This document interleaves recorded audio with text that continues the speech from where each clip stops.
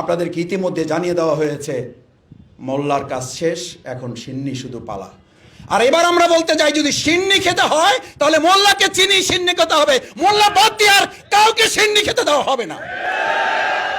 কেন জুলাই সনদে মাদ্রাসার শিক্ষক ছাত্র আলেমদেরকে স্থান দেওয়া হলো না? যেই স্বৈরাচারী শাসক যত বড়, তার পতন হয় তত বড়। আমাদেরকে যেমন খুশি পিটাবেন, সেই দিন শেষ। এবার ফুটবলের পালা না, এবার আলেমরা প্লেয়ারের দায়িত্ব নিয়ে বাংলাদেশের জনগণকে সাথে নিয়ে আমরা গোলপোস্টের কাছে গিয়েছি। এবার গোল করি, বাংলাদেশের মানুষের বিজয় তাদের হাতে আমরা তুলে দেব। মনে রাখবেন, আল্লাহ যাকে উপরে তুলবেন, পৃথিবীর সব মানুষ মিলে যদি চেষ্টা করে তাকে নিচে নামাতে পারবে না। যার ওসিলায় সিন্নি খাইলি মোল্লা চিনলি না। আগামী দিনে পার্লামেন্ট হবে, আগামী দিনের মন্ত্রিসভা হবে, কিছু আলেম ওলামা দরবেশদেরকে হানাকা থেকে এনে ওখানে পাঠাতে পারি কিনা চিৎকার করে বলে দিতে চাই, আমরা ছিলাম, আমরা আছি, আমরাই থাকবো ইনশাআল্লাহ। আমাদের চরম প্রতিপক্ষ, এমনকি শেখ হাসিনা নিজেও 4 তারিখে যাদের নিয়ে বসেছিল তাদের কাছে শেষ কথা বলেছিল, অবস্থা ভালো না, আপনারাও একটু আল্লাহর কাছে দোয়া করেন। মনে আছে আপনাদের? সেদিন তিনিও কিন্তু আপনাদের রাস্তা ধরেছিলেন, শেষ পর্যন্ত তিনিও আপনাদের পথে হেঁটেছেন, কিন্তু যতক্ষণে হেঁটেছেন ততক্ষণে আল্লাহ তাআলা তার জন্য রাস্তা বন্ধ করে দিয়েছেন। সেই জন্য আমি প্রায়ই বলি, মানুষ আল্লাহর পথে আসে, আল্লাহর কথা স্মরণ করে, কিন্তু যতক্ষণে আসে ততক্ষণে হয়তো তার কপাল থেকে হেদায়েতের শেষ নিশানাটুকু আল্লাহ তাআলা তুলে নেন। আসতে তো হয়, ওই যে আমরা বলি না, সোজা তো হন, মরার পরে হন। তো মরার পরেই যদি হবেন তাহলে মরার আগে হন না কেন? দ্বিতীয় কথা হচ্ছে, সম্মানিত উলামায়ে কেরাম, মাদ্রাসার শিক্ষক, আমার প্রিয় ছাত্রবৃন্দ, আমাদের ভূমিকা যদি আলোচনা করি তাহলে আমাদেরকে এবার সিদ্ধান্ত নিতে হবে। সেদিন আমরা যাত্রাবাড়ি থেকে কি সিদ্ধান্ত নিয়ে বলেছিলাম এবার আমরা বাইতুল মোকাররমে যাব না গণভবনে যাব? ও, এটা আপনাদের বুঝতে অসুবিধা হচ্ছে। সেদিন কোথায় সিদ্ধান্ত নিয়েছিলাম যে আমরা জাতীয় মসজিদ বাইতুল মোকাররমে যাব না গণভবন দখলে যাব? আমি খুব কেন বুঝতে পারি না আমি যে আলেমগণ আমরা এখনো কেন এটা বুঝতে পারছি না। সেদিন যদি গণভবন টার্গেট করি তাহলে আজকে সেদিনকার খেলোয়াড় হিসাবে আমরা এখনো কেন গণভবন টার্গেট করব না? এখনো কেন জাতীয় সংসদ ভবন টার্গেট করব না? এখনো কেন বঙ্গভবন আমরা টার্গেট করব না? কেন আমাদের শুধু মসজিদ, মাদ্রাসা, জাতীয় বাইতুল মোকাররম এইটুকু হইলেই যেন, আমি আমাদের শ্রদ্ধেয় একজন প্রিন্সিপাল ছিলেন, আমি সস্তিনা মাদ্রাসার ওখানকার ছাত্র, তো আমার শিক্ষক বলতেন যে আমাদের একটা অসুবিধা কি মাসুদ জানো, আমরা দুনিয়ার দৃষ্টিতে কোনো কিছু একটু পেলে মোটামুটি আত্মতৃপ্তিতে ভরপুর, অথচ আল্লাহ গোটা রাজ্যটা আমাদেরকে দিতে চান, সেখানে আমরা কোনো একটা টুকরো মাটি নিয়ে আমরা আনন্দে আত্মজালিত হয়ে যাই। আজকে আমাদেরকে এটা মাথায় নিতে হবে যে এই আলেম ওলামা ছাত্র শিক্ষক সেদিন যাত্রাবাড়ি দখল করে নাই, সেদিন আমরা ডিক্লেয়ার করেছিলাম গণভবন। আজকে সেই যাত্রাবাড়ি উদ্ধার করা, সেই বিএনএস ভবন উত্তরার উদ্ধার করা, সেখানকার বিজয় ঘোষণা করা ছাত্রদেরকে জুলাই সনদে রাখা হবে না। সেই জুলাই সনদ এই বাংলাদেশের মানুষটা, একজন মানুষ এটা বিশ্বাস করে না। কেন জুলাই সনদে মাদ্রাসার শিক্ষক ছাত্র আলেমদেরকে স্থান দেওয়া হলো না? তার মানে কি জানেন? আপনাদেরকে ইতিমধ্যে জানিয়ে দেওয়া হয়েছে মোল্লার কাজ শেষ, এখন সিন্নি শুধু পালা। আর এবার আমরা বলতে চাই, যদি সিন্নি খেতে হয় তাহলে মোল্লাকে চিনি সিন্নি খেতে হবে, মোল্লা বাদ দিয়ে আর কাউকে সিন্নি খেতে দেওয়া হবে না। আবার সিন্নি সামনে আসছে 2026 সাল, আবার দেখবেন সিন্নির কাছ থেকে মাসি ভনভন করা শুরু করছে। মাসি ভনভন করে। এই 2 প্রকার মাসি, একটা মোটা মাসি, একটা চিকন মাসি। মোটা মাসি কোথায় কোথায় বসে জানেন? স্বাস্থ্য ভালো কোথায় বসে জানেন? আমি এই কথা বলতেছেন, আমার মুরব্বীদের কাছ থেকে গেলে ওয়াজ শোনা, তো এই ওয়াজ ওনাদের সামনে বললে ওনারা আমাকে একটু আদবের খেলাপ মনে করবেন, আমি শুধু স্মরণ করে দেওয়ার জন্য। এই মোটা মাছির কাজে হলো কাঁঠালেও বসে, এই মোটা মাছির কাজ হলো মরা গরুর উপরেও বসে।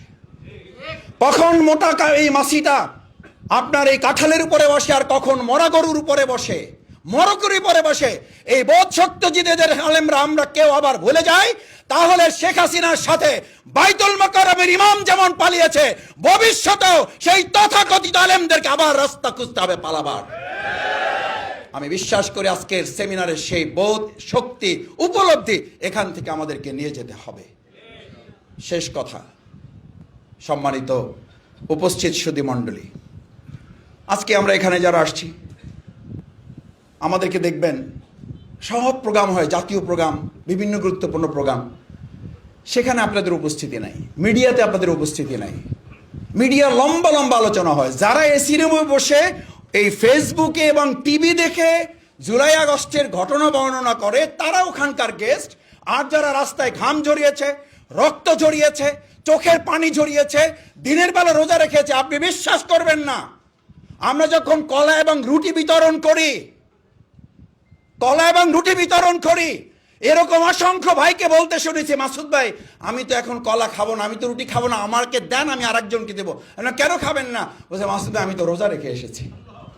আপনি বলতে পারেন জুলাই আগস্টের গণঅভ্যুত্থানে এরকম অন্য কে কারা রোজা রেখে রাত্রে তাহাজ্জুদ পড়েছে আর কাবার গিলাফ ধরে দোয়া করার পর তারপরে আন্দোলনে এই ভূমিকা পালন করেছে?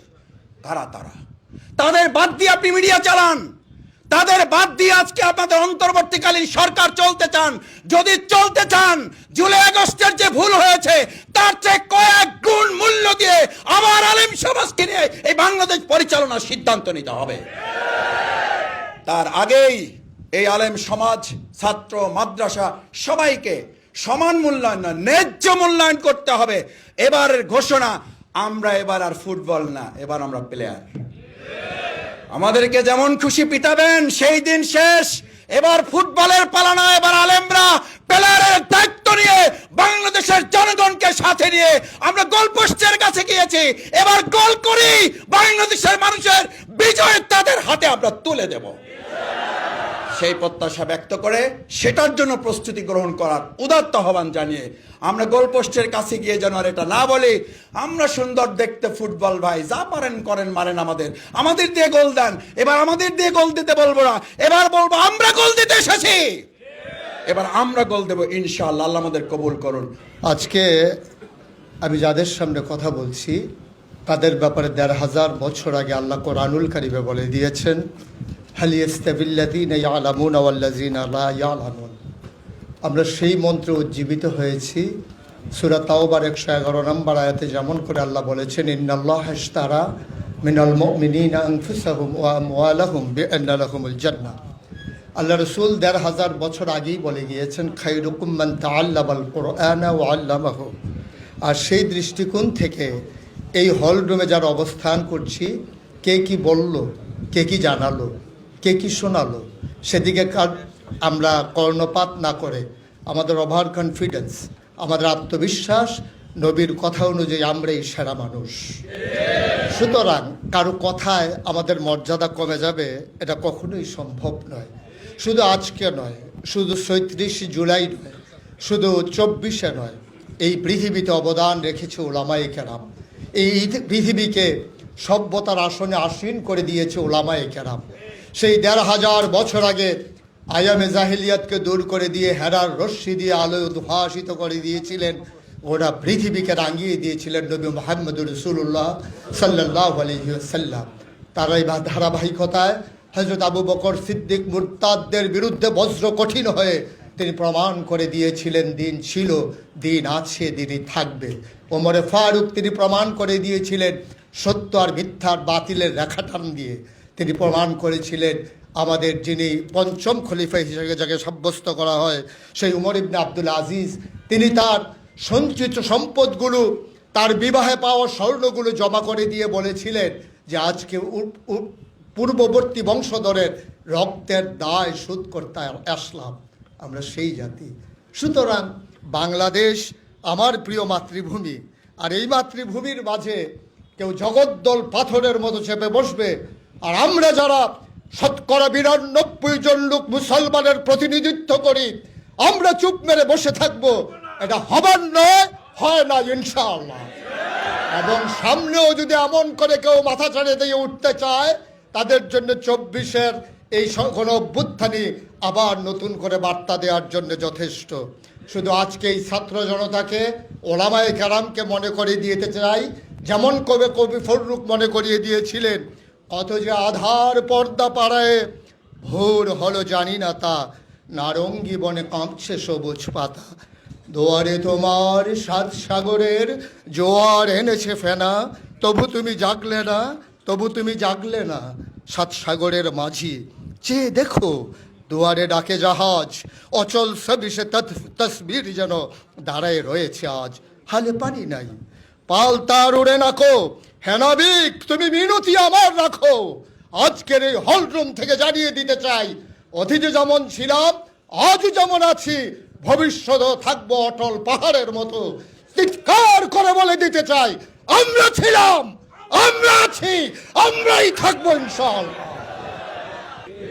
সুযোগ সব সময় আসে না, সুযোগের জন্য বহু বছর অপেক্ষা করতে হয়।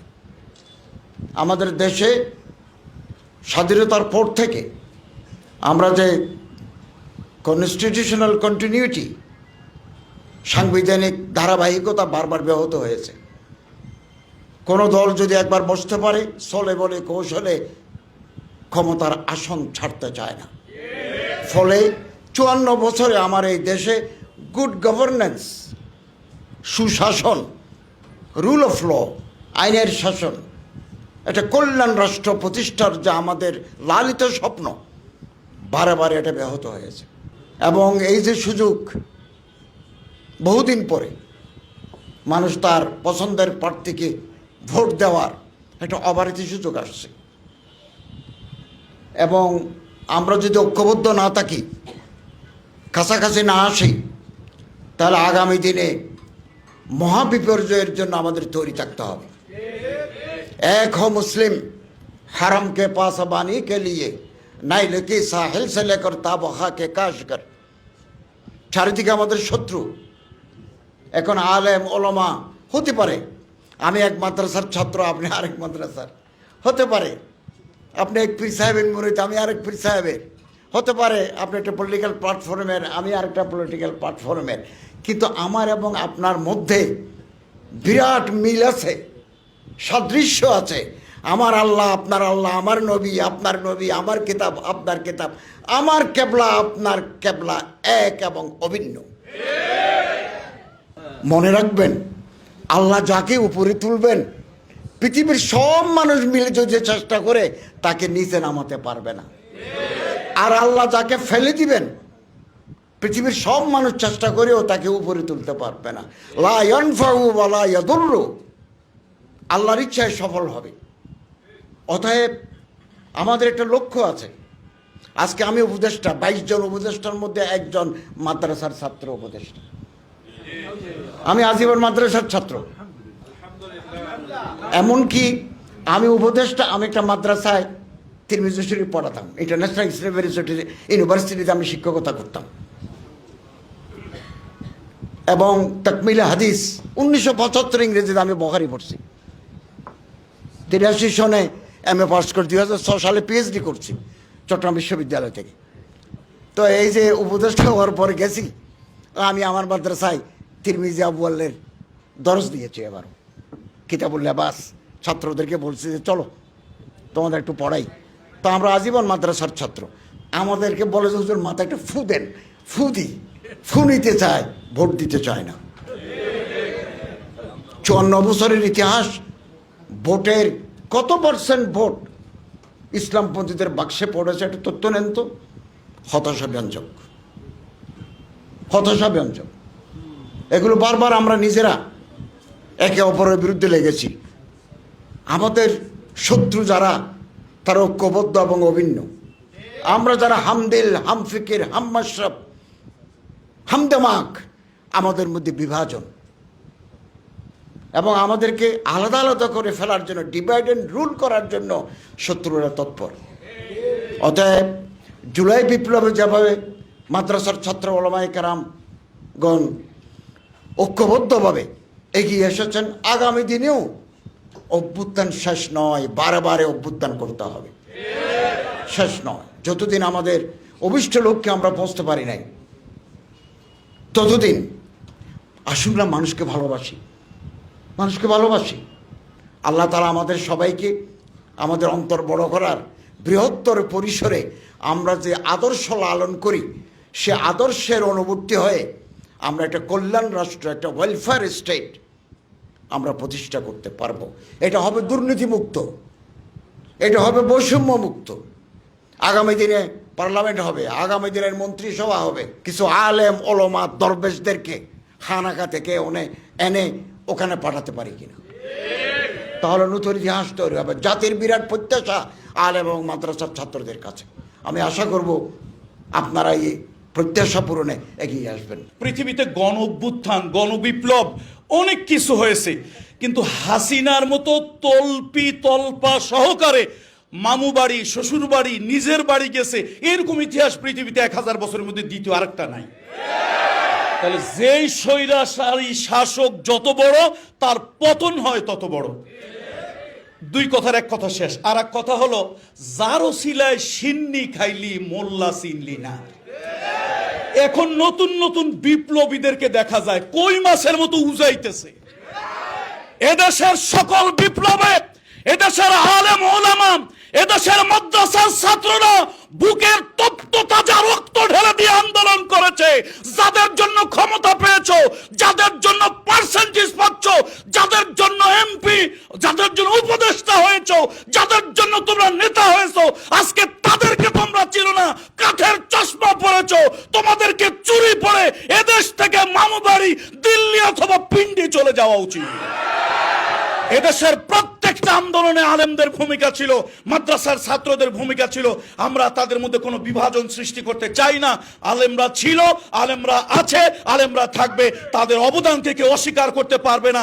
যারা অস্বীকার করবে ওরা মামু বাড়ি চলে যাবে, আমরা আমাদের বাপদাদার বাড়ি ইনশাআল্লাহ বাংলাদেশেই থেকে যাব। আসসালামু আলাইকুম ওয়া রাহমাতুল্লাহি ওয়া বারাকাতুহু।